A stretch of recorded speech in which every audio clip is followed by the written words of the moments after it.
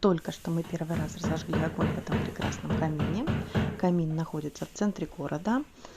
Дом старого фонда 1834 года постройки. Смотрим, любуемся. Использовали мы топку Эдил Камин. Сам короб выполнен из силиката кальция. Дополняет нашу красоту полка из натурального мрамора кремом Марфил.